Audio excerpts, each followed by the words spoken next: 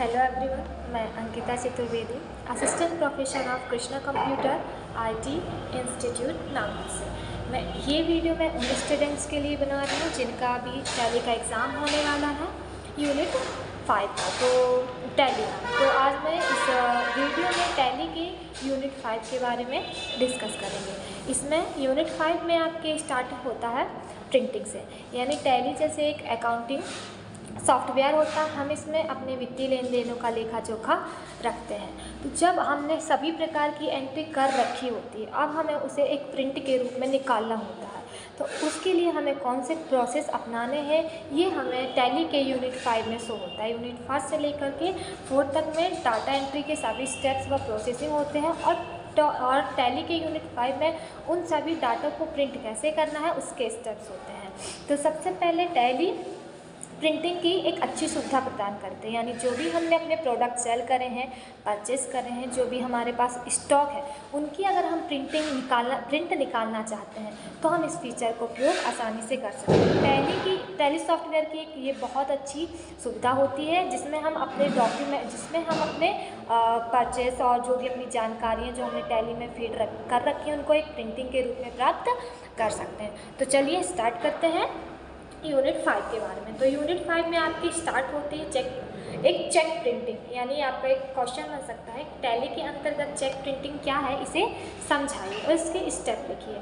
तो check printing के अंतर्गत आता है जब हम बैंक से कोई भी किसी भी प्रकार का ट्रांजैक्शन करते हैं। जैसे मान लीजिए हमने बैंक से कोई भुगतान किया है या बैंक से कोई पैसे निकाले हैं, जो भी हम अगर किसी को अपने चेक द्वारा किसी और को पे कर रहे हैं बैंक द्वारा, तब हमें उसका डॉक्यूमेंट अपने टैली से अगर प्रिंट करना है तो कैसे करेंगे।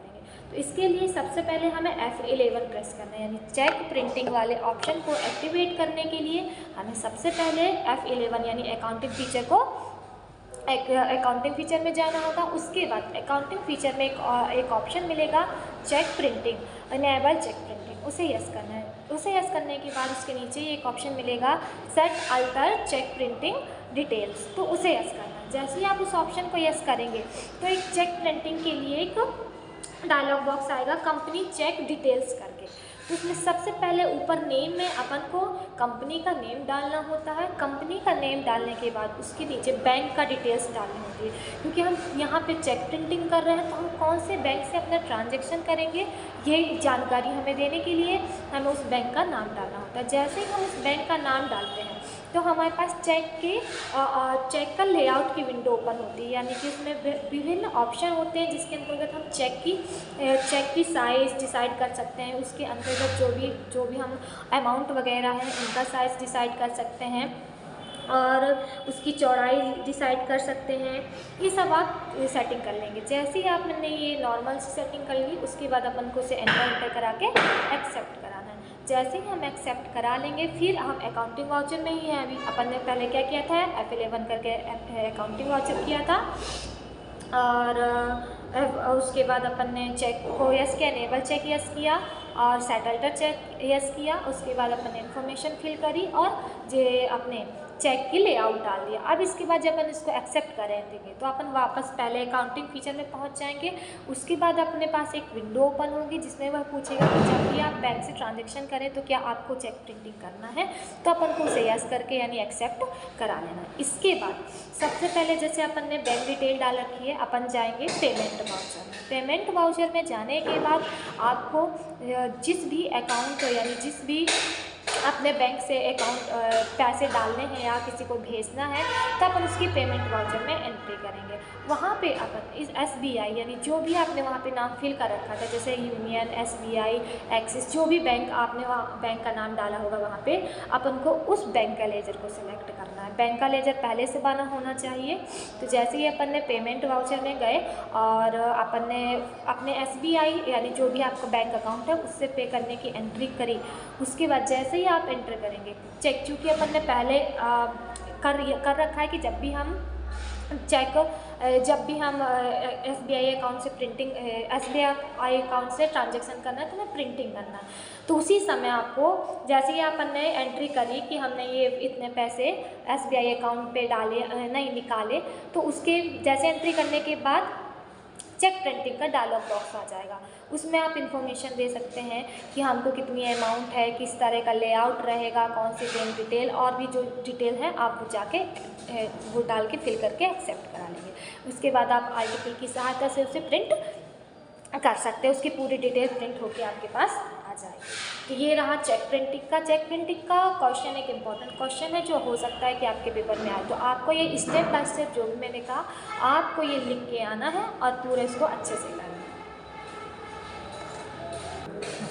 तो चेक प्रिंटिंग के बाद अपना स्टार्ट होता है प्रिंटिंग के नेक्स्ट स्टेप पे अपन चलते हैं। नेक्स्ट स्टेप जैसे अगर अपन को और भी वाउचर्स की प्रिंटिंग करनी है तो उसके लिए सबसे पहले अपन F12 प्रेस करेंगे। वहाँ पे कॉन्फ़िगरेशन के अंतर्गत प्रिंटिंग ऑप्शन को सिलेक्ट करेंगे। जैसे अपन ने प्रिंटिंग ऑप्शन को सिलेक्ट कर लिया, वहाँ पे cell voucher, purchase voucher, receipt note voucher, general, Contra और पेमेंट आदि सभी वाउचर की प्रिंटिंग के लिए ऑप्शन शो होंगे। तो सबसे पहले हम चलते हैं परचेस की तरफ। जैसे कि हमने कोई भी सामान परचेस कर रखा है, अब हमें उसे प्रिंटिंग निकालना है। तो अगर हमें उसकी प्रिंटिंग निकालनी है तो उसके लिए सबसे पहले हम उससे संबंधित जनरल प्रिंटिंग सेटिंग करनी होगी। तो उसके लिए अपन क्या करेंगे, देखिए सबसे पहले अपन ने गए प्रिंटिंग ऑप्शन के अंतर्गत पहले कॉन्फ़िगर किया, फिर प्रिंटिंग ऑप्शन को क्लिक किया। प्रिंटिंग ऑप्शन क्लिक करने के बाद परचेस वाउचर को सिलेक्ट करेंगे। जैसे ही अपन परचेस वाउचर को सिलेक्ट करेंगे तो उससे संबंधित कोई नॉर्मल सी संबंधित जानकारियाँ शो होंगी। जैसे हाइट ऑफ इनवॉइस, यानी कि अपन को इनवॉइस बिल का साइज़ कितना रखना है, और दूसरा नंबर ऑफ कॉपीज़ यानी इसकी कितनी प्रतियाँ निकालनी है। दूसरा लैंग्वेज, किस लैंग्वेज में हमें अपने इस बिल को परचेस करना है, इस बिल को प्रिंट करना है। इसके अंतर्गत सबसे पहला ऑप्शन मिलता है टाइटल ऑफ डॉक्यूमेंट। जैसे अपन अगर परचेस की वाउचर की एंट्री कर रहे हैं, प्रिंटिंग कर रहे हैं, तो उस प्रिंटिंग का टाइटल क्या होना चाहिए। जैसे आप इसको इनवॉइस बिल ले सकते हो, परचेस बिल ले सकते हो, जिस भी नाम से आप बिल रेडी करना चाहते हो आप इस हेडिंग टाइटल ऑफ डॉक्यूमेंट के अंदर डाल सकते हो। इसके नीचे एक ऑप्शन शो होता है सब टाइटल, यानी आप टाइटल के साथ में अगर कोई छोटी सी जानकारी, इन्फॉर्मेशन या कोई सब टाइटल देना चाहते हो तो आप वो भी यहाँ पे ऐड कर सकते हो। नंबर ऑफ कॉपीज़ प्रिंट, यानी जो भी आप एक वाउचर जो भी आप प्रिंट कर रहे हो परचेस वाउचर में, उसकी आप अलग कितनी प्रतियाँ निकालना चाहते हो आप उसकी सेटिंग कर सकते हो। दूसरा आता है print in simple format. Print in simple format का मतलब होता है कि जैसा वाउचर नॉर्मली प्रिंट होता है, जैसा आपने एंटर कर रखा है वैसे प्रिंट होगा। दूसरा ऑप्शन रहता है इनवॉइस बिल का फॉर्मेट सिंपल फॉर्मेट से की तुलना में थोड़ा अलग होता है। उसके अंतर्गत आप पार्टी डिटेल्स की जानकारी आसानी से डाल सकते हो। और इसके साथ साथ आप प्रिंट वाउचर रेफरेंस का ऑप्शन शो होता है। जैसे हर एक वाउचर का एक अलग रेफरेंस नंबर होता है, तो आप उस रेफरेंस नंबर को प्रिंट करना चाहते हो या नहीं, उसकी सेटिंग यहाँ से कर सकते हो। दूसरा प्रिंट ऑर्डर डिटेल्स, जो भी आपने आइटम परचेस किया है उसके अगर कुछ ऑर्डर पहले से दे रखे हैं, अगर आप उसकी भी प्रिंटिंग करना चाहते हो तो भी आप यहाँ से ऑप्शन सेट कर सकते हो। परचेस वाउचर प्रिंट करते समय आपको निम्न ऑप्शन शो होते हैं। मैं वही ऑप्शन आपको अभी यहाँ पे बता रही हूँ। एक ऑप्शन शो होता है टैक्स रजिस्ट्रेशन नंबर, यानी कि जब भी आप परचेस वाउचर को प्रिंट कर रहे हो तो उसमें जो आपने टैक्स नंबर दे रखा है क्या आप वो प्रिंट करना चाहते हैं या नहीं, आप उसकी सेटिंग भी यहाँ से कर सकते हो। प्रिंट सप्लायर नंबर की सेटिंग कर सकते हो। क्वांटिटी कॉलम, कभी जो भी हम सामान खरीद रहे होते हैं, परचेस कर रहे होते हैं, वो हमने कितनी मात्रा में परचेस कर रखे हैं, उसकी अगर हम प्रिंटिंग करना चाहते हैं तो हम यहाँ से उसको यस कर सकते हैं, नहीं तो नो रहने दे सकते हैं। दूसरा होता है एक्चुअल क्वांटिटी कॉलम। हमें कभी कभी जो हमने सामान खरीदा है उससे कुछ एक्स्ट्रा सामान मिल जाता है, तो एक्चुअल क्वांटिटी कॉलम में अगर आप प्रिंट करना चाहते हो तो आप उसकी भी सेटिंग यहाँ से कर सकते हो। उसके साथ रेट, यानी उसका कितना प्राइस है, बैच डिटेल, उसकी बैच नंबर क्या है, जो भी प्रोडक्ट आप खरीद रहे हो उसका टैक्स कितना लग रहा है। अगर आप ये सब यस कर दोगे तो आपका जो भी इनवॉइस रेडी होगा उसमें ये सब डिटेल्स शो होंगी। तो ये वाउचर, यानी आप जब भी परचेस वाउचर की प्रिंटिंग निकालना चाहते हो, अभी अपन ने यहाँ पे ये सब सेटिंग कर ली है। अब अपन जब परचेस वाउचर में जाएंगे, परचेस वाउचर में जाने के बाद सभी माल को परचेस कर लेंगे जो भी आप खरीदना चाहते हो। सभी एंट्री करने के बाद क्वांटिटी, रेट, अमाउंट सब चीज़ डालने के बाद जब आप Alt P करोगे तो आपको एक विंडोज़ होगी। उस विंडो की सेटिंग अभी आपने जो ऑप्शन आते हैं मैंने वो सभी आपको बताएं। इसकी सेटिंग अपन ने पहले ही कर रखी है, अपन को Alt P करके इसको प्रिंटिंग के रूप में निकाल लेता है। अब आता है सेल्स वाचर के रूप में। जिस प्रकार हम खरीदे हुए सामान की प्रिंटिंग यानी इनवॉइस निकालते हैं, सेम उसी प्रकार जब हम किसी माल को बेचते हैं और हम उसकी प्रिंटिंग निकालना चाहते हैं तो हम कर सकते हैं। सेम अंतर वही, अंतर इसमें कोई भी डिफरेंस नहीं रहता है, सेम वही चीज़ें रहती हैं। बस ये होता है कि यहाँ पे हम परचेस नंबर और ऑर्डर नंबर जो डालते हैं उसमें हमें सेल्स ऑर्डर डालने होते हैं। नेक्स्ट अपन चलते हैं पेमेंट वाउचर की तरफ। तो पेमेंट वाउचर में जब भी आप प्रिंटिंग करना चाहेंगे, यानी कि आप पेमेंट वाउचर में आप जो भी ऑप्शन होते हैं जैसे कि height of voucher, width of voucher और space to leave up on default, यानी ऊपर साइड कितना स्पेस छोड़ना है, नीचे साइड कितना स्पेस छोड़ना है, एक लाइन से दूसरी लाइन के बीच कितना स्पेस होना चाहिए, अमाउंट जो भी आ रही है उसका साइज़ कितना होना चाहिए, डेसिमल की साइज़ कितना होना चाहिए। आप पेमेंट वाउचर में नॉर्मल सी सेटिंग होती है, इसमें आपको ज़्यादा कुछ करना नहीं होता है। बस आपको ये है कि आप जब भी पेमेंट पेपर में अगर आपको ये क्वेश्चन आता है पेमेंट वाउचर करके, तो आपको पेमेंट प्रिंटिंग सेटअप का एक डायलॉग बॉक्स है जो मैंने बताया था, आपको वो लिख करके आना है।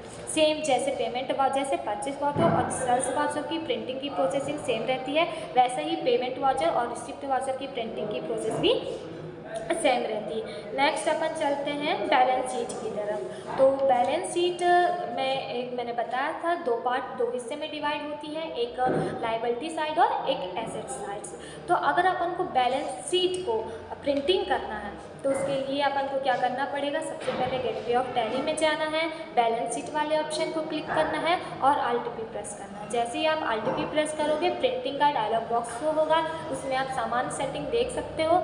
जो अगर आप इसमें परिवर्तन करना चाहते हो, कुछ चेंज केस करना चाहते हो तो आपको F12 प्रेस करना है। F12 प्रेस करने के बाद प्रिंटिंग ऑप्शन को सिलेक्ट करना है, सिलेक्ट करने के बाद बैलेंस शीट ऑप्शन पे जाएंगे।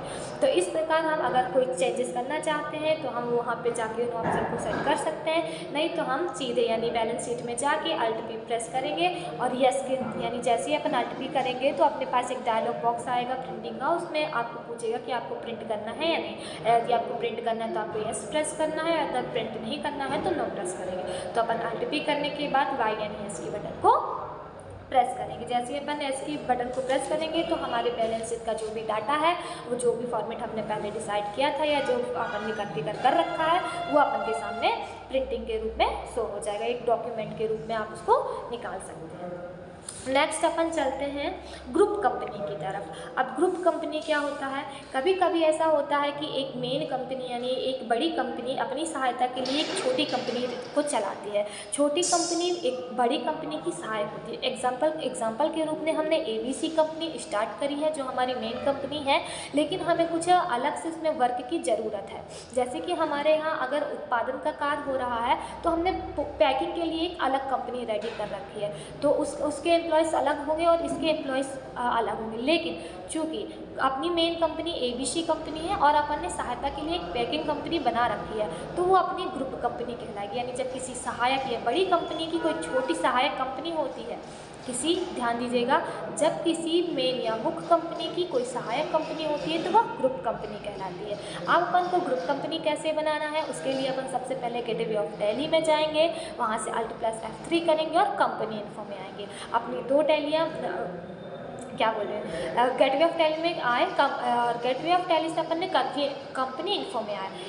कंपनी इन्फो में आने के बाद अपन को ग्रुप कंपनी ऑप्शन पे क्लिक करना है। जैसे ही अपन ग्रुप कंपनी ऑप्शन पे क्लिक करेंगे अपने पास कंपनी यानी ग्रुप कंपनी बनाने का एक डायलॉग बॉक्स आएगा। उसमें सबसे पहले अपन को मेन कंपनी का नाम सिलेक्ट करना है, मेन कंपनी कहाँ है उसकी जानकारी देनी है। उसके बाद नीचे सब कंपनी यानी ग्रुप कंपनी में अपन को सहायक कंपनी का नाम डालना है और उसके संबंधित ईमेल एड्रेस अगर कोई है तो आप वो डाल सकते हैं। इस प्रकार अपन एक मेन कंपनी के अंदर एक ग्रुप कंपनी बना सकते हैं।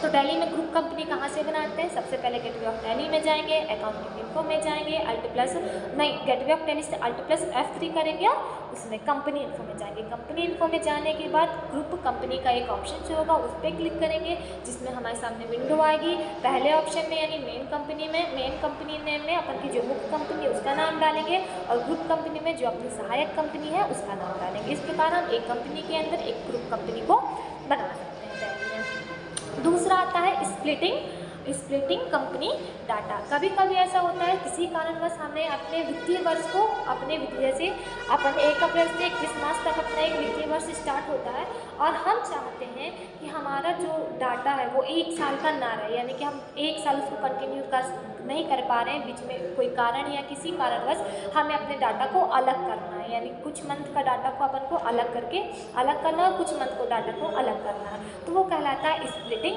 डाटा। यानी इसमें अपनी कंपनी का 1 साल 2 पार्ट में डिवाइड हो जाता है। तो स्प्लिटिंग डाटा करने के लिए अपन को सबसे पहले बैकअप लेना ज़रूरी होता है, क्योंकि ऐसा हो सकता है कि स्प्लिटिंग डाटा के बाद अगर अपन ने एक कंपनी का एक डाटा यानी 2 पार्ट में डिवाइड किया तो एक डाटा तो अपने पास है और दूसरा डाटा हो सकता है कि वो अपने पास ना रहे। तो उसके लिए अपन को सबसे पहले कंपनी का बैकअप लेना है। बैकअप लेने के बाद अपन जब गेटवे ऑफ टैली में रहेंगे, गेटवे ऑफ टैली में जाने के बाद Alt+F3 करना है। Alt+F3 से अपन उसमें कंपनी इन्फो में आएंगे। कंपनी इन्फो के अंतर्गत कंपनी इन्फो में एक नीचे साइड ऑप्शन लिखेगा स्प्लिटिंग डाटा, उस पर क्लिक करना है। जैसे ही अपन स्प्लिटिंग डाटा पर क्लिक करेंगे, स्प्लिटिंग डाटा का डायलॉग बॉक्स आएगा, उसमें कंपनी नेम में अपन को उस कंपनी को सेलेक्ट करना है जिस कंपनी का डाटा अपन को 2 पार्ट में डिवाइड करना है। जब अपन कंपनी सेलेक्ट कर लेंगे उसके बाद अपन को डेट डालनी है, यानी कौन सी डेट के पहले का डाटा अलग करना है, उस डेट को डालेंगे। जैसे ही अपन उस डेट को डालेंगे अपने पास वो एक डायलॉग बॉक्स आएगा कि are you sure you want to splitting data, वहाँ पे अपन को यस ऑप्शन पे क्लिक करना है और अपनी कंपनी का जो एक डाटा है वो अलग पार्ट में डिवाइड हो जाएगा। जो जिस डेट से अपन ने जो डेट डाली हुई है उसका डाटा अपने पास रहेगा और उसके बाद का डाटा अपने पास अलग रूप में शो होगा। तो ये हो जाता है स्प्लिटिंग कंपनी डाटा, यानी कंपनी के वित्तीय वर्ष को 2 भागों में बांट के कंपनी के डाटा को अलग करना। नेक्स्ट अपना स्टार्ट होता है नेक्स्ट स्टेप जो यूनिट 5 में एक इम्पॉर्टेंट टॉपिक होता है security in tally. Security in tally का मतलब होता है कि टैली में हम जो भी डाटा एंटर कर रहे हैं या जिस भी डाटा, जैसे हम माल परचेस कर रहे हैं, सेल्स कर रहे हैं, पेमेंट कर रहे हैं, रिसिप्ट कर रहे हैं, वाउचर का उपयोग कर रहे हैं, ग्रुप का यूज़ कर रहे हैं, तो हम उसको कैसे सुरक्षित रखें ताकि कोई बाहर व्यक्ति उस पर कोई हस्तक्षेप ना कर पाए। उसके लिए टैली में सिक्योरिटी की सुविधा प्रदान की जाती है। अगर आता है टैली में सिक्योरिटी को समझाइए तो उसके लिए हमें निम्न स्टेप फॉलो करना है। तो टैली को सुरक्षित रखने के लिए टैली सॉफ्टवेयर द्वारा पासवर्ड की सुविधा प्रदान की जाती है। जब आप कंपनी बनाते हैं तो कंपनी बनाते समय आपको टैली यूज सिक्योरिटी कंट्रोल का ऑप्शन देती है, जिसमें जब हम यस करते हैं तो टैली हमें पासवर्ड पूछती है। अगर हम वो पासवर्ड लगा देते हैं उसके बाद जब भी हम अपनी कंपनी को ओपन करते हैं तो हमें वो पासवर्ड डालना होता है। यदि हम पासवर्ड भूल जाते हैं तो हो सकता है कि हमें उस डाटा को दोबारा हम प्राप्त ना कर सकें। इसके साथ ही एक एडमिनिस्ट्रेटर की सुविधा प्रदान की जाती है। एडमिनिस्ट्रेटर की सुविधा कैसे कौन होता है? एडमिनिस्ट्रेटर वह व्यक्ति होता है जो टैली को संपूर्ण रूप से संचालित करता है और जिसे टैली में सभी प्रकार के परिवर्तन करने की अनुमति होती है।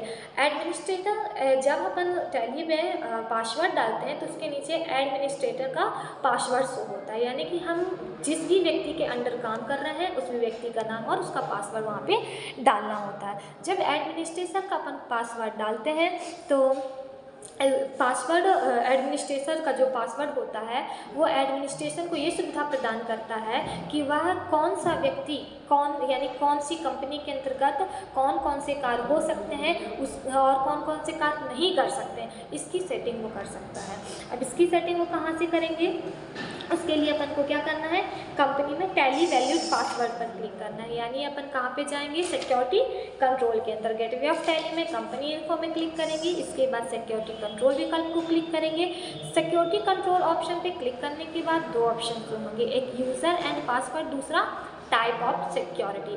बहुत बार पेपर में टाइप ऑफ सिक्योरिटी ऑप्शन आता है और बच्चे कंफ्यूज हो जाते हैं कि सिक्योरिटी मतलब क्या है, कैसे लिखना है। तो टाइप ऑफ सिक्योरिटी के अंतर्गत कौन कौन से वाउचर डिस्प्ले करने हैं, कौन कौन से वाउचर अल्टर कर सकते हैं, कौन कौन सी चीज़ों को शो कराना है और कौन कौन सी चीज़ें जैसे कि पेमेंट वाउचर के अंतर्गत क्या क्या रेफरेंस नंबर, परचेस वाउचर के अंतर्गत रेफरेंस नंबर शो होना है या नहीं, कौन सी रिपोर्ट को प्रिंटिंग करना है या नहीं, या अपन ये भी सिलेक्ट कर सकते हैं कि किस रिपोर्ट को प्रिंट करना है और किस रिपोर्ट को प्रिंट नहीं करना है। तो ये सब setting he type type of security कहलाता है। ये चीज़ याद रखिएगा। तो हाँ, अभी कहाँ थे अपन? यूज़र एंड पासवर्ड और टाइप ऑफ सिक्योरिटी, दो ऑप्शन होंगे। यूज़र एंड पासवर्ड के अंतर्गत डाटा एंट्री और ऑनर दो ऑप्शन होते हैं, जिसके लिए अब डाटा एंट्री के अंतर्गत हम वो सब चीज़ों को सिलेक्ट करते हैं जो चीज़ें अन्य व्यक्ति कर सकता है। इसमें डाटा एंट्री में इस प्रकार के प्रयोगकर्ता के लिए सीमित संसाधन उपलब्ध रहते हैं, वह टैली के सभी कार्य नहीं कर सकते। यानी अगर अपन जब वर्क कर रहे हैं और डाटा एंट्री वाले ऑप्शन को चूज़ कर रहे होते हैं उस सब, तो इसी बीच में मैं आपको मिलवाती हूँ हमारे HRA मैम प्रिया मैम से। आइए, हमारे कृष्णा कंप्यूटर IT इंस्टीट्यूट की HRA मैम है। हाँ, तो मैं आपको इंट्रोड्यूस कराने जा रही हूँ हमारे Krishna computer and IT institute की HRA और इंटरनेट वेब डिज़ाइनिंग की टीचर। आइए मैम।